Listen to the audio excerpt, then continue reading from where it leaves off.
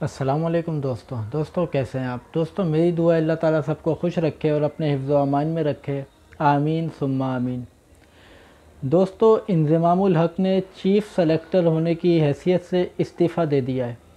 अब इंज़मामुल हक़ ने इस्तीफ़ा क्यों दिया, इसकी वजूहात क्या थी, मैं आपको वीडियो के अंदर स्टेप बाय स्टेप बताता हूँ।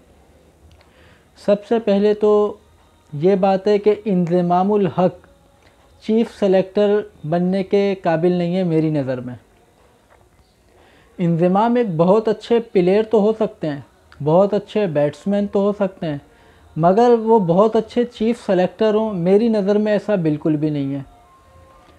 क्योंकि जो पाकिस्तानी क्रिकेट है बदकिस्मती से, इसके अंदर एक जूता पॉलिश करने वाला शख्स होना चाहिए चीफ़ सेलेक्टर, बहुत ही मक्खन मलाई मस्का लगाने वाला शख्स होना चाहिए चीफ़ सेलेक्टर, और बहुत ज़्यादा जी हुजूरी करने वाला शख्स होना चाहिए चीफ़ सेलेक्टर। और ये सारी क्वालिटीज़ इंज़मामुल हक़ में बिल्कुल भी नहीं है। अब मैं आपको अगले स्टेप पर लेकर आता हूँ कि इंज़मामुल हक़ और अपने मोहम्मद रिज़वान विकेट कीपर और एक कंपनी, इन तीनों का किसी भी तरह का कोई भी मुआहिदा है जिसकी बुनियाद के ऊपर इंज़मामुल हक़ ने अपना इस्तीफ़ा दिया है। तो दूसरा पॉइंट मेरा यह है कि चीफ़ सेलेक्टर हो या कौमी क्रिकेटर हो, इसका कोई भी इनडोर या आउटडोर मुआहिदा उस दौरान किसी भी तरह का नहीं होना चाहिए जब तक ये किसी ओहदे पर बरकरार हैं। आप ओहदे से हटें, उसके बाद आप मुआहिदे करें। आप पाकिस्तान क्रिकेट टीम में जब तक खेल रहे हैं तो आप क्रिकेट बोर्ड के चेयरमैन या सेलेक्टर या कोच के साथ मिलकर किसी भी इश्तराक से कोई भी माली फ़ायदा हासिल ना करें। बेहतर तो यही है ताकि कोई स्कैंडल ही ना बने। अब एक बात और मैं आपको बताता हूँ, इंज़मामुल हक़ का इस्तीफ़ा रात को 12:30 बजे मंजूर किया है क्रिकेट बोर्ड ने। क्रिकेट बोर्ड को ऐसी क्या जल्दी थी कि रात को 12:30 बजे उन्होंने ऑफिशियली अनाउंस किया कि इंज़मामुल हक़ चीफ़ सेलेक्टर के ओहदे से फ़ारिग़ हो चुके हैं। तो अगर ये इस्तीफ़ा इतना ही ज़रूरी था मंजूर करना, तो आप पहले ही दिन इंज़मामुल हक़ का इस्तीफ़ा मंजूर कर लेते। आपको ऐसी क्या मुसीबत पड़ गई थी कि रात को 12:30 बजे आपको इस्तीफ़ा मंजूर करना पड़ा। क्रिकेट बोर्ड को चाहिए कि इस बात की भी वजाहत दे।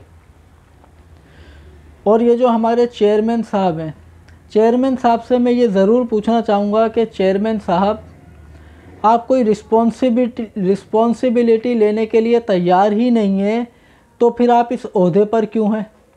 और इंज़मामुल हक़ से मैं इस बात पर इख्तिलाफ़ करता हूँ कि इंज़माम ने कहा कि मैं जब भी टीम सेलेक्ट करता हूँ, आप ये देखें इंज़मामुल हक़ की ये कहने कम अकली, यानी वैसे भी ये शख्स जो है ना सेलेक्टर बनने के काबिल नहीं है। ज़ाती राय मेरी ये है, ये चापलूसियाँ करे या ना करे, जूते पॉलिश करे या ना करे, इसके अंदर वो एबिलिटी नहीं है इस शख्स में कि ये जो है ना सेलेक्टर बन जाए। इंज़मामुल हक़ ने ये कहा कि मैं कैप्टन को भी ऑन बोर्ड लेता हूँ और कोच को भी, उसके बाद मैं टीम फाइनल करता हूँ। यानी ये भी अपने सर से टोपी हटा रहे हैं। इन्होंने जो है ना कैप्टन को भी ले लिया और कोच को भी ले लिया। भाई अगर कैप्टन और कोच से मशवरा करके हमें टीम सेलेक्ट करनी है तो तुम्हें सेलेक्टर किस बात का बनाया भाई। इंज़माम साहब, आप 16 लाख रुपए किस चीज़ के ले रहे हैं? ये घूमने फिरने के ले रहे हैं? आपको टीम सेलेक्ट करने के लिए सेलेक्टर बनाया है। आप 16 नाम फाइनल करें, 12 नाम फाइनल करें, 14 नाम फाइनल करें और आप वो कोच के हैंड ओवर कर दें कि भाई ये लड़के हैं, इन्हें ट्रेन करना है। कोच का काम है कोचिंग, कोच का तो सिलेक्शन में किरदार ही नहीं होना चाहिए। तो आप बच्चों वाली बात कर रहे हो। और कैप्टन कौन होता है भाई? कैप्टन होता कौन है? कैप्टन का काम है टीम को लीड करना, आपका काम है लड़के सेलेक्ट करना, कोच का काम है कोचिंग कराना और कैप्टन का काम है लड़कों को मैदान में लड़ाना। अब अगर कैप्टन और कोच भी मिलके सिलेक्शन में इंटरफेयर करेंगे तो चाचा का लड़का भी आएगा मेरे भाई, मामू का लड़का भी आएगा, मेरी फुप्पो का लड़का भी आएगा, मेरा जिगरी दोस्त भी आएगा। तो इंज़माम साहब, आपका ये टोपी ड्रामा हमें मंजूर नहीं है कि आपने ये बोला है मैं उनको भी ऑन बोर्ड लेता हूँ।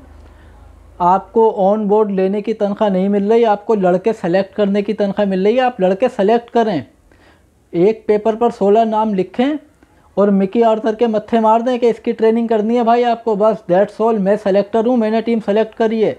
उसके बाद आप रिस्पॉन्सिबिलिटी लेने के लिए भी फिर ज़रा तैयार होंगे।